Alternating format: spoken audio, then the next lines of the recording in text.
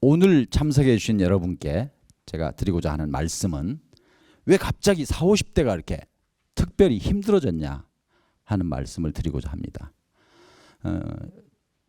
제가 어렸을 때, 제가 시골 깡 촌놈 출신인데 어렸을 때 동네에서 제일 기다려지는 잔치가 동네 어른의 환갑잔치였습니다. 그때 사실 먹고 살기 힘들 때 동네 어른의 환갑을 맞게 되면 부잣집은 점심 저녁 두 끼가 해결됐고요. 아무리 어려운 집도 점심 한 끼는 해결됐습니다. 그래서 제가 환갑잔치를 굉장히 많이 기다렸습니다. 그런데 지금 한번 생각해 보세요. 환갑잔치 할 때 누구 초대하세요? 안 하시죠? 환갑이 뭐예요? 옛날부터 드물다는 70, 고희 70을 맞았을 때도 초대하지 않습니다. 지금 70, 누구 선배가 70 맞았다고 초대하면요, 저는 11만 원짜리 고지서라고 생각합니다. 왜냐하면 축의금 10만 원 내죠. 또 밴드에 맞춰서 노래 한 곡 좀 만 원 줘야죠. 그래서 11만 원짜리 고지서가 됐습니다. 그러면은 왜 그렇게 됐을까?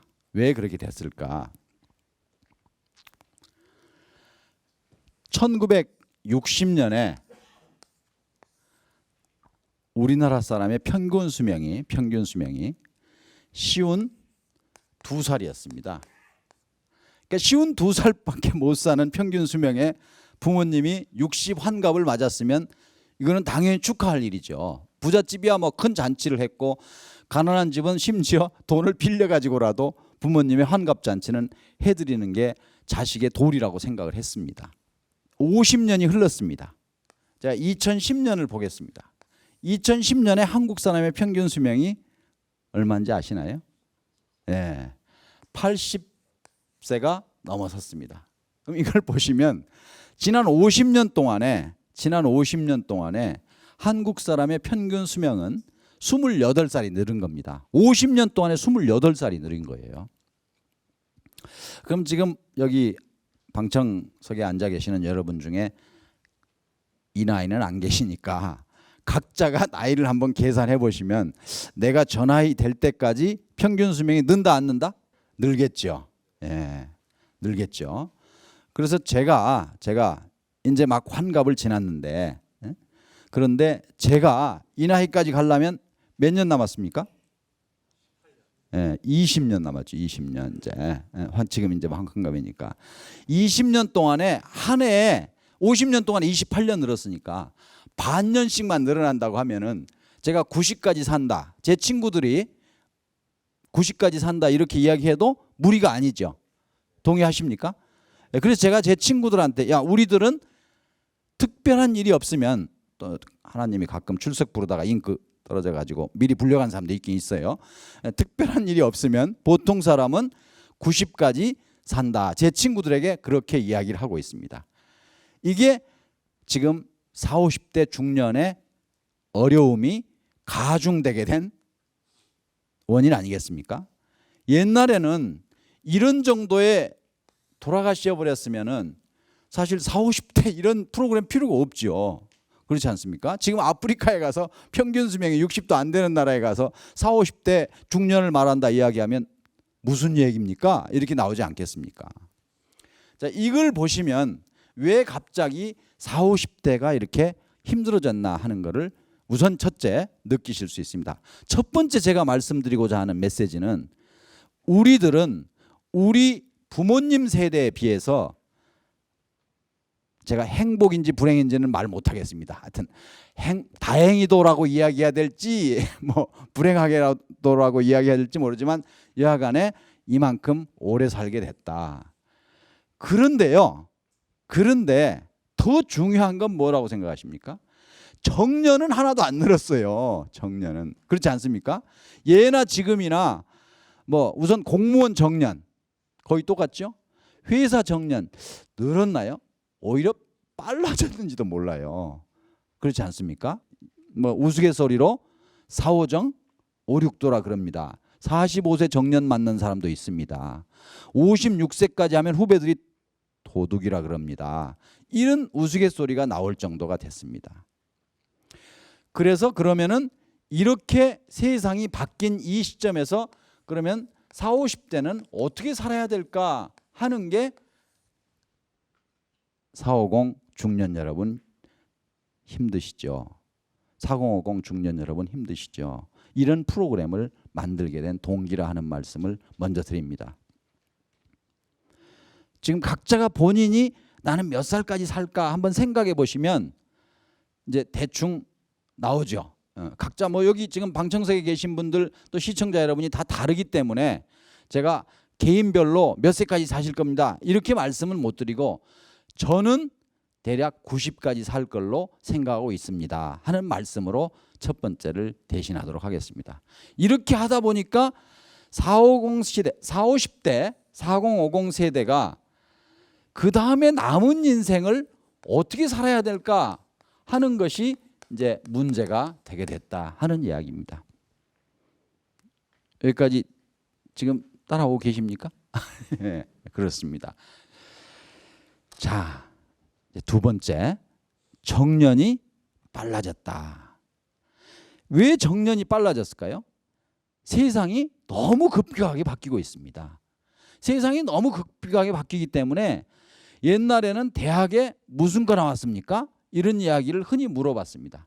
지금은 대학 나오고 나서 30년 지났는데 무슨 과 나왔냐 이런 게 사는데 도움이 되지 않습니다. 오히려 여러분 호주머니에 다 하나씩 갖고 다니실 건데 요게 도움이 됩니다. 요거 뭐라 그럽니까? 스마트폰이에요. 이걸 갖고 있어야 스마트해진다는 뜻이에요. 여기 보면은 다 있어요. 제가 지금 학생들한테 함부로 이야기 못합니다. 무슨 이야기를 하죠? 그러면 몰래 밑에서 금방 찾아봅니다. 그리고 교수님 그거 아닌데요? 뭐 이래요. 그러니까 지금은 무슨 뭐 옛날에 배운 지식 가지고 뭘 써먹는다 하는 게 어려운 세대가 됐어요. 그래서 대충 40, 50대가 되면 이제는 정년이라고 하는 거를 생각할 수밖에 없다 하는 이야기가 됩니다. 근데 문제는 어딨냐? 문제는 40, 50대 정년을 지내고 나서도 심지어 제가 이런 공식을 만들었거든요. 21세기 삶의 공식이라는 걸 만들었습니다. 제가 여러분이 들어보신 적이 있는지 몰라요. 왜냐하면 제가 지적 재산권을 주장하지 않습니다. 그래서 무단 복제 환영 이렇게 이야기를 하거든요.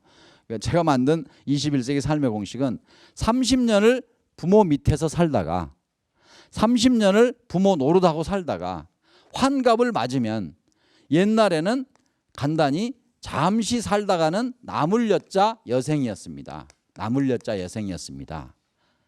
그런데 지금은 환갑을 맞고 나서도 또 하나의 30년이라고 하는 이런 기간이 남게 됩니다. 그래서 제가 이거를 30, 30, 30이라는 21세기 삶의 공식을 만들어서 아마 들어보신 분도 계실 거예요. 그래서 이 60의 정년을 맞는다고 하더라도 이게 30년을 더 살게 되는데 지금 정년은 오히려 60까지 가지도 않고 이 언저리 40, 50대에 맞게 된다는 이런 심각한 이제 시대를 우리가 살고 있습니다.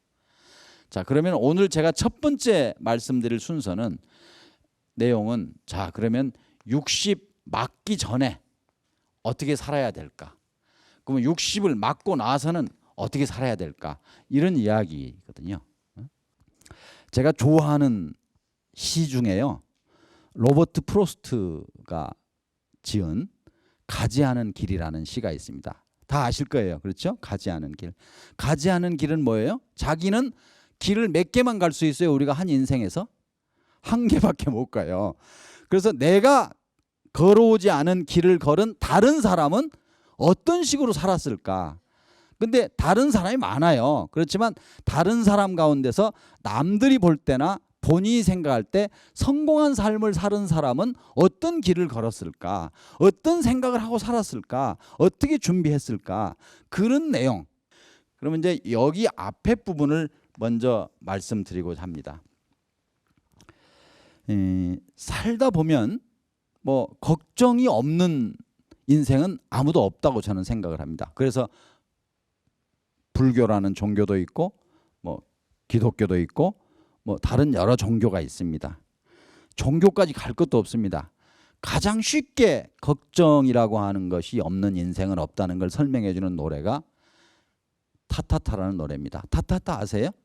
누가 불렀는지 아세요? 예? 예, 김국환. 잘하시네. 예. 예, 타타타에 보면 그 노래는 아시는데 가사를 생각해보고 들으신 적은 없을 거예요. 오늘은 그 가사를 생각해보는 그 내용, 그 시간을 갖는 겁니다.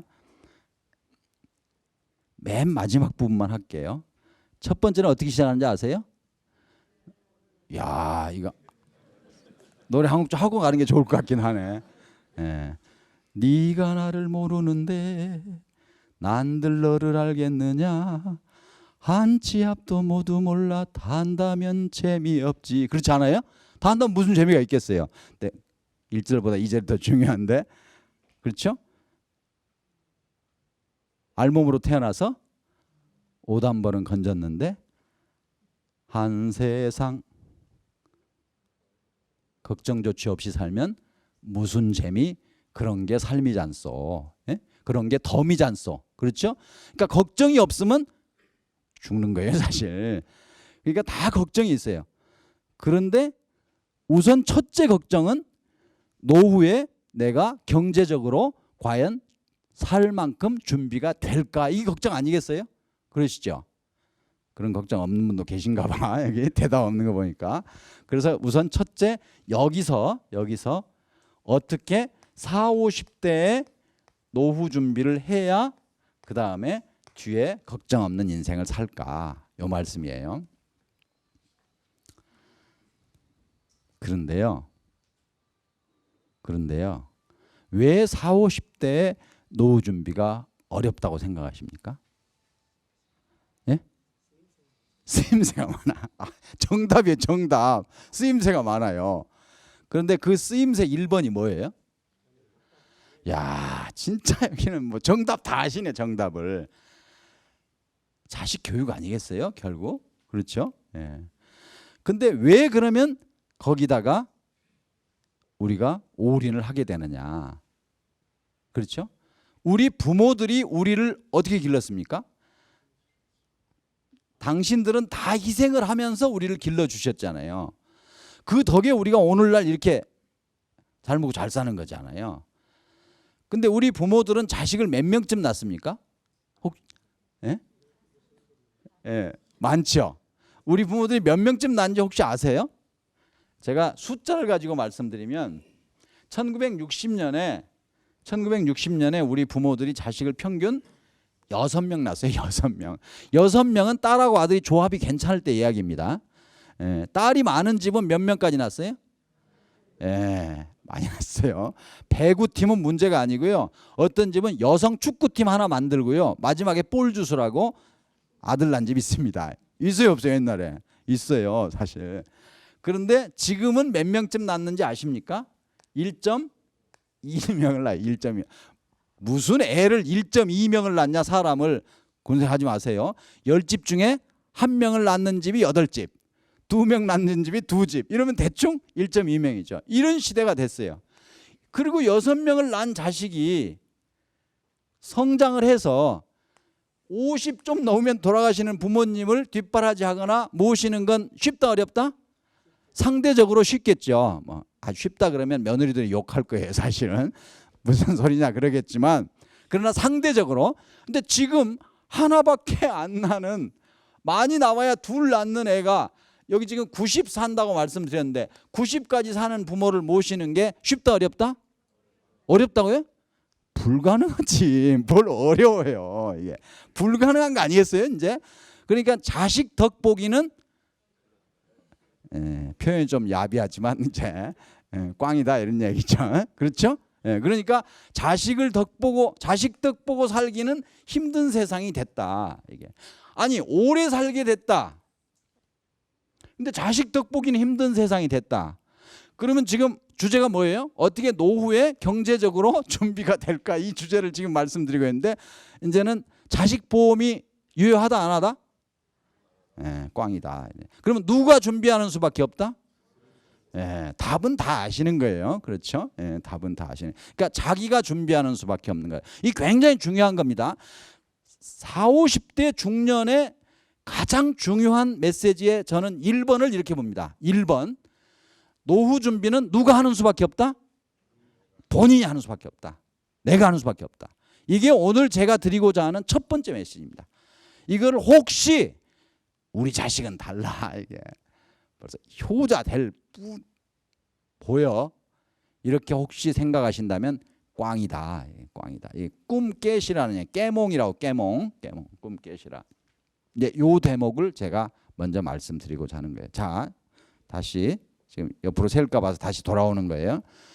60 환갑이 맞기 전까지가 40, 50대죠. 40, 50대에 가장 많이 돈이 들어가는 게 자식 뒷바라지죠. 그러면 자식 뒷바라지 하느라고 60 환갑을 맞고 보니까 그 다음에 내 노후 준비가 안 돼 있다. 그러면 자식한테 내가 손을 벌린다. 자식이 좋아한다, 싫어한다? 싫어한다고? 엄청 싫어하지. 그냥 싫어한다, 뭐 이 정도? 이게 뭐 얘기가 아니지. 그 정도가 아니지 않겠어요, 지금? 엄청 싫어하지. 이게 오늘 굉장히 중요한 메시지입니다. 우리 부모는 우리들의 뒷바라지를 위해서, 저는 호르몬이의 외아들 출신입니다. 우리 아버지가 6.25 때 군인으로 전사를 하시고, 우리 어머니는, 우리 어머니에게 저는 우리 어머니 인생의 전부였어요. 이게 아들이면서 남편이면서 평생 프로젝트예요. 평생 프로젝트. 우리 어머니의 소원은 당신의 아들인 제가 잘 사는 거예요. 뭐 그렇지 않겠어요? 네. 그렇게 제가 그 우리 어머니의 모든 것을 희생한 그 결과물이에요, 제가. 그럼 저도 제 자식한테 해야 되지 않느냐, 이렇게 생각할 수 있어요. 그런데 문제는 어딨냐? 제가 지금 살아야 될 인생이 30년이 더 남은 거예요. 응? 그러면 제가 지금 30년이 더 남았는데 제가 지금 제 스스로 노후를 살 준비가 안 돼 있다면, 그러면 제가 어떤 길밖에 없어요? 결국 자식한테 손 벌리는 것밖에 더 있겠어요? 그럼 자식한테 손을 벌린다. 엄청 싫어하지 않겠냐, 이러네. 그래서 제가 이렇게 이야기를 하면 어떤 부모들이 그럽니다. 아니, 당신 그렇게 자식한테 뒷바라지 하지 말라 그러면 자식들이 반대하지 않겠냐. 요 답을 제가 드리고 그 다음 문제를 넘어가려고 그래요.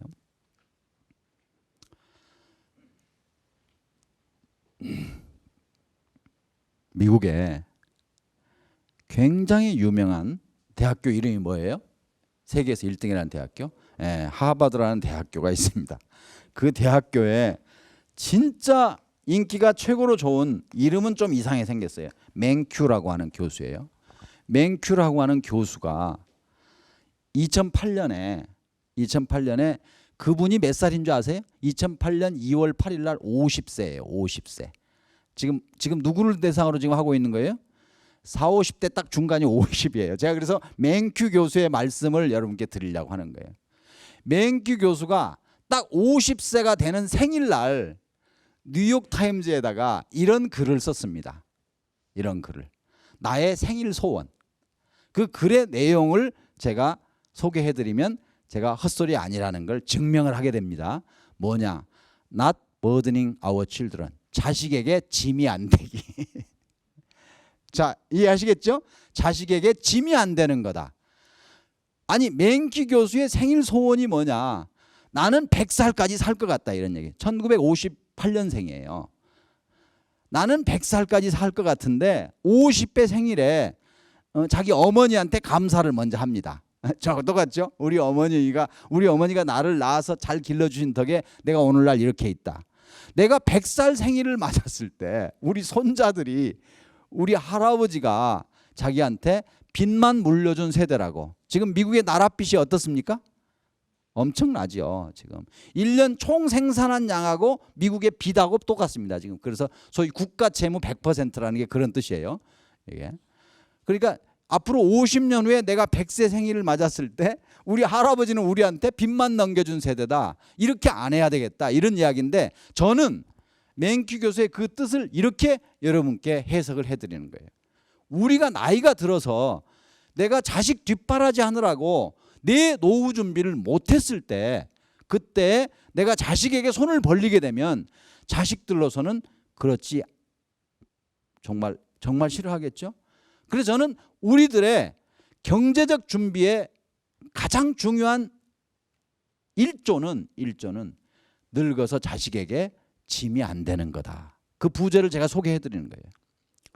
그러면 늙어서 자식에게 짐이 안 되려면 지금 준비를 해야 되잖아요. 그러니까 자식한테 이제까지 몰빵을 했다면, 올인을 했다면, 저는 지금 이 순간부터는 자식에게 반으로 눈 딱 한 거 딱 잘라서 내가 지금부터는 반밖에 못 해주겠다. 그 대신에 자식이 혹시 얼굴 색깔이 바뀌면 내가 이렇게 하는 이유는 나 잘 먹고 잘 살자고 하는 게 아니고 내가 늙어서 너한테 손 안 벌리려고 그러는 거다. 이렇게 타협을 하시라 이런 얘기예요. 지금 방청석에 계신 분들이 고개는 끄덕이고 계십니다. 그렇지만 실천은 쉽다 어렵다? 굉장히 어렵습니다. 이게 누가 자식한테 지금 지원하는 거를 끊고 내가 나 노후 준비한다 이렇게 하기가 보통 어려운 게 아니에요. 이게 쉬우면 제가 뭐하러 계속 하고 다니겠어요. 한 번 하면 다 실천하면 그만이지. 그렇지만 그게 못 됩니다. 그런데 오늘 이 자리에 와 계신 방청객 여러분이나 방청석에 계신 여러분이나 또는 시청자 여러분께서는 이제는 세상이 바뀌었기 때문에 환갑 지나고도 30년을 더 살아야 되기 때문에 이제는 자식에게 올인하는 거를 반만 하고 나머지 반을 내 스스로의 노후 준비를 위해서 써야 된다. 그거는 하버드 대학교의 맹큐 교수가 이야기했다더라. 제가 얘기했다면 또 안 들을까 봐서 제가 유명한 사람 지금 이름 대는 거예요. 여기까지 말씀드리면 경제적인 준비에 대해서 말씀드리는 거예요. 자, 그러면 인간이 밥만 먹고 삽니까? 그래서 제가 인생이 뭔지를 지금 한번 말씀드리고 가려고 그래요. 인생은 누구의 삶이에요? 인생은 인간의 삶이에요. 그죠? 인간의 삶이에요. 여기까지. 제가요, 한 99년이니까 좀 됐습니다.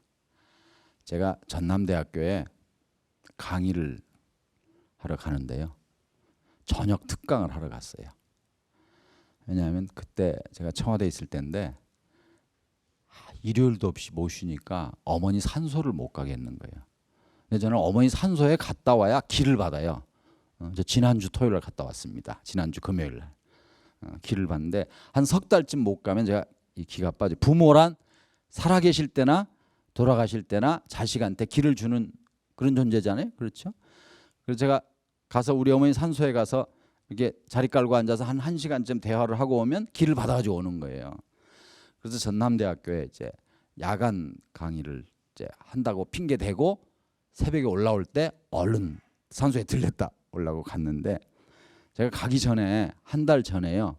김수환 추기경님이 특강하러 다녀가셨대요. 총장님이 저녁을 이제 대접한다고 이제 기다리고 계시는데 한 달 전에 추기경님이 다녀가셨다고. 제가 쫄지 않겠어요. 추기경님이 다녀가셨다는데 이게 좀 삐딱했죠 제가. 그래서요. 그랬더니 그 에피소드를 소개를 하시는 거예요 저한테. 추기경님이 단상에 올라가셨어요. 총장님이 강사 소개를 했어요. 얼마나 훌륭한 분이세요. 그러니까는 강당을 꽉 메운 청중이 조용하지 않겠어요? 추기경님의 첫 번째 질문이 너무너무 무거운 질문을 하신 거예요. 여러분, 삶은 무엇입니까? 그런 목소리 이렇게 착 저음으로 깔잖아요. 지금 기억나시죠? 여러분, 삶은 무엇입니까? 이러신 거예요. 그러니까 누가 추기경님 질문에 감히 답을 하겠습니까? 조용하죠. 아마 바늘이 하나 떨어져도 소리가 다 들릴 정도로 조용한데 추기경님이 저도 몰랐는데요.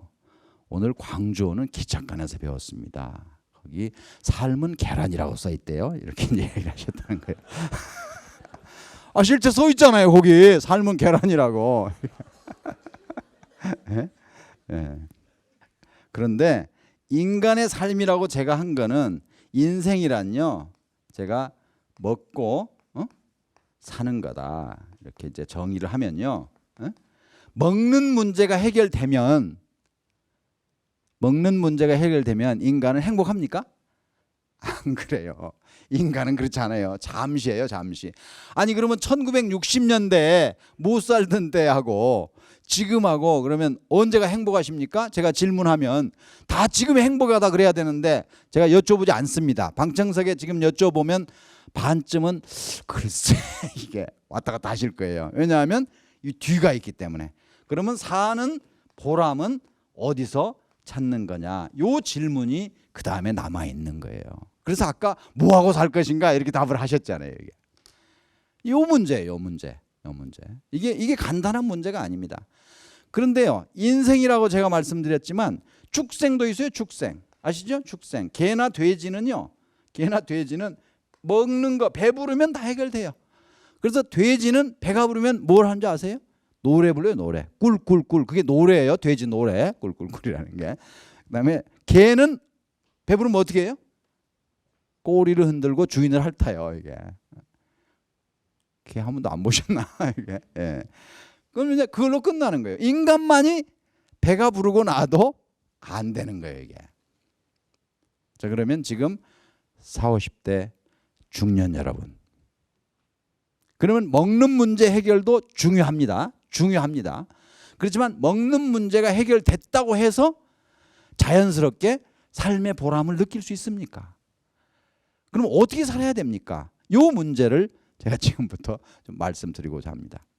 그러면 왜 먹는 문제가 해결되면 자동적으로 행복해질 줄 알았는데 행복해지지 않는가 하는 답을 제 얘기 말고 좀 유명한 사람 얘기를 들어서 제가 증명을 하고 그 다음에 넘어가도록 하겠습니다.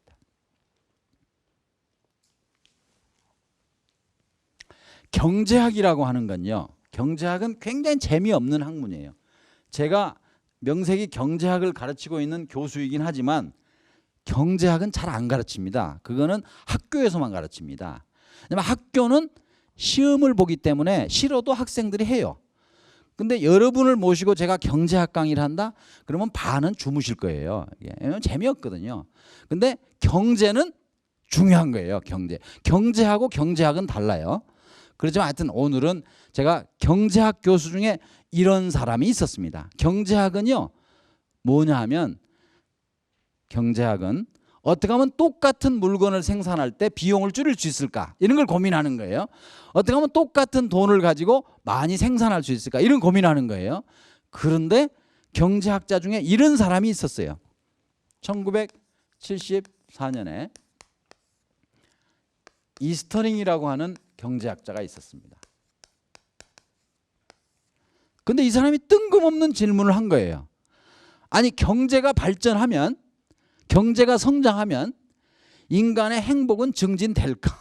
이런 질문을 한 거예요. 이거 그 전에는 경제학에서는 그런 질문 안 했어요.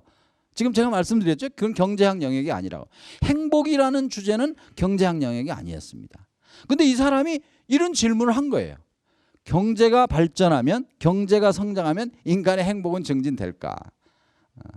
요거는 제가 학교에서 가르치려면 어렵게 가르쳐요. 하지만 오늘은 학교 아니에요. 그래서 제가 이렇게 설명을 드리고자 합니다. 이 사람 논리를. 뭐냐 하면요. 결론은 이런 거예요. 인간이란 기본적인 욕구가 충족되고 나면 그 다음에 경제가 성장한다고 해서 자동으로 행복이 보장되지 않는다. 이게 결론이에요. 자, 조건이 두 가지예요. 일단 기본적인 욕구가 충족될 때까지 안 될 때까지. 그러니까 새끼 밥을 못 먹는 사람한테 행복을 이야기한다. 이거는 어려운 이야기죠. 그렇죠? 제가 지금까지 말씀드린 건 먹는 문제를 해결하지 않고 행복을 이야기하는 거는 어려운 거다 하는 말씀을 드린 거예요. 그렇지만 먹는 문제가 해결되고 나면 행복은 자동으로 오지 않는다. 그래서 지금 여러분이 답하시기를 그다음에 뭐 하고 살아야 될까? 어디서 보람을 찾을까? 이런 걸 고민하고 있습니다. 노후에. 이런 거예요. 이게 지금부터 이제 쭉 우리가 다뤄나갈 주제입니다. 오늘은 제가 총괄적으로만 말씀을 드리는데 우선 이스터링이라고 하는 사람이 부자가 된다고 해서 자동적으로 행복해지는 것은 아니다. 그래서 이스터링의 역설이라 그래요. 역설, 패러독스라고. 근데 보통 인간들은 어떻습니까? 부자가 되기 위해서 행복을 버려요. 그렇지 않습니까? 돈을 더 벌기 위해서 가정을 버려요. 그런 사람 있습니까? 없습니까? 많죠. 예, 사실 많습니다. 그러니까 오늘 지금 우선순위를 제가 말씀드리는 거예요.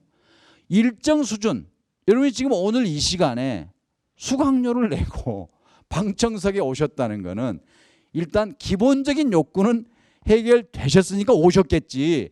기본적인 욕구가 해결 안 되셨으면 지금 일하고 계셔야지 지금. 그러면 여러분은 그 다음에 뭐에서 40, 50대에 만족을 얻을까? 요 고민을 지금 이제 하시는 거죠. 그래서 들어가기 전에 이거를 이스터링의 역설이라고 하고 행복경제학의 효시라고 부릅니다. 그래서 이 사람이 경제학에서도 행복이라는 주제를 다루게 된 첫 번째 경제학자가 됐습니다. 자, 그러면 이제 40, 50대 여러분이 뭐에서 행복을 찾을까 하는 말씀을 제가 이제 드리려 그러는 거예요. 뭐에서 행복을 찾으실 수 있을 것 같아요? 우선 한번 들어보겠습니다. 방청석에서. 예. 예. 예. 도움을 주는 거. 또 다른 분은 어떨 때 행복을 느끼세요? 일할 때. 예. 예. 일할 때. 예. 그다음에 남에게 도움을 줄 때. 또 예, 하고 싶은 걸 할 때. 예. 또 자식이 잘 될 때. 예. 자식 굉장히 중요한 거예요. 예. 자식. 근데 자식이 잘 되는 건 내가 내 마음대로 할 수 있다 없다? 예. 여러분 할아버지 할머니 어떻게 되는지 아세요? 할아버지 할머니 노력해서 될 수 있습니까? 자식의 협조가 필요합니다. 예. 왜 진실을 이야기하는데 웃어요? 예. 너무 간단한 거예요. 자기가 아무리 능력 있다고 할아버지 할머니 그냥 되는 거 아니에요. 예. 그렇죠? 예. 지금 여러분 행복하세요? 지금 이 자리에서 오늘 행복하세요? 강의 들으시면서 뭐 때문에 행복하세요? 배움 때문에. 뭔가 하여튼 내가 알았던 걸 확인하는 즐거움, 내가 몰랐던 걸 듣는 즐거움. 그래서 제가 정리를 하겠습니다. 저는 지금 말씀 나온 걸 가지고 정리를 하겠습니다. 노후에 가장 행복한 거는 먹고 사는 문제가 해결된다는 전제하에서예요.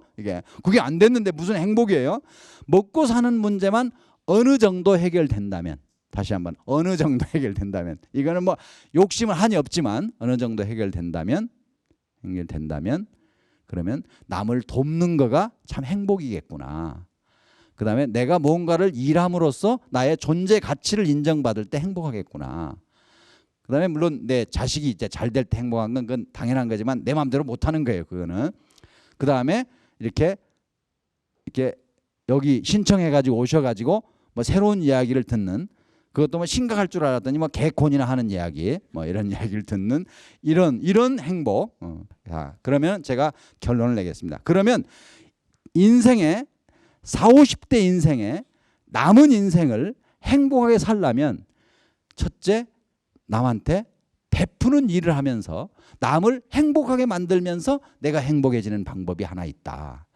그걸 한 단어로 나눔이라는 말로 써보겠습니다. 동의하십니까? 예, 나눔의 행복이다. 그 다음에 두 번째는 결국은 뭔가 새로운 거를 배우는 즐거움, 배움이라고. 그래서 40, 50대가 노후 준비를 하면서 마음의 자세, 경제적인 준비가 끝나면 그 다음에 어디서 삶의 보람을 찾을까를 제가 나눔과 배움으로 이렇게 정의를 해보겠습니다. 나눔 그러면요, 배움은 제가 설명드릴 필요 없죠. 그게 있고, 그 다음에 이제 나눔이라고 하는 거, 아까 정리하고 나눔에 대해서 간략하게 한마디만 정의하고 넘어가겠습니다. 그리고 일부를 끝내겠습니다. 나누라 그러니까요, 나 적금 타면 나눈다는 사람이 있어요. 나 조금 더 벌면 나눈다. 내 집을 좀 키우고 나서 나눈다. 이런 나눔도 물론 나눔이죠. 그렇지 않습니까? 어디다가 이제 돈을 내는 것도 나눔이에요. 근데 너무너무 쉬운 나눔이 있어요. 너무 쉬운 나눔이 있어요.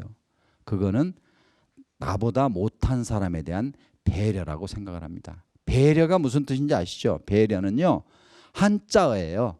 짝배자에 염려할 여자예요. 짝에 대해서 염려하는 마음이에요. 배우자끼리도, 또 내 직장의 동료에 대해서도, 또 내 직원에 대해서도, 그러니까 내 상대방에 대해서 염려하는 마음, 이게 나눔이에요. 예를 들면 식당에 가시잖아요, 여러분이. 식당에 가셔가지고 식당 종업원에게 존댓말 쓰는 거 나눔이에요. 여러분 마음속에 혹시 그런 거 없어요? 조선족 아줌마 같으면 깔보는 마음 없어요? 말 함부로 하지 않아요? 그렇게 하지 않는 게 나눔이에요. 나보다 못한 사람에 대해서 배려하는 마음이 나눔이에요. 그러면 사회적으로 행복지수가 높아진다, 안 높아진다? 높아지겠죠. 그 돈 드는 거예요? 안 드는 거예요. 그러면 상대방이 나에 대해서 배려 안 하겠어요? 내가 배려하는데? 내가 존댓말 쓰는데 상대방이 하대하겠어요?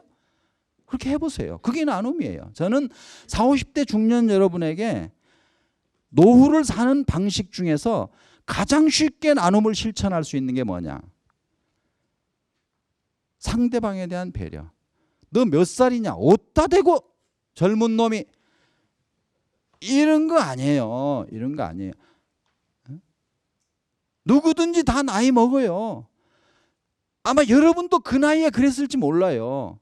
지금 여러분 나이에 여러분 자식에게 잘못한다고 훈계할 생각이 들 때마다 내가 제 나이에 어땠을까 생각해 보세요. 반은 여러분이 아마 고개가 숙여질걸요.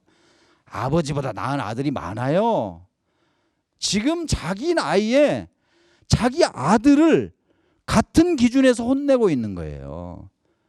그게 나눔이 아니에요. 나눔이란 상대방의 입장을 생각하면서 한 번 더 생각해 보는 거예요. 이게 나눔이에요. 40, 50대 중년 여러분에게 첫 번째, 경제적인 준비가 없으면 그 다음에 참 어렵습니다.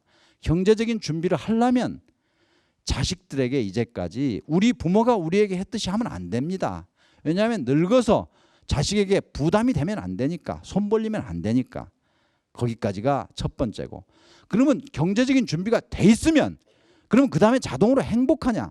여러분이 답을 말씀하셨어요.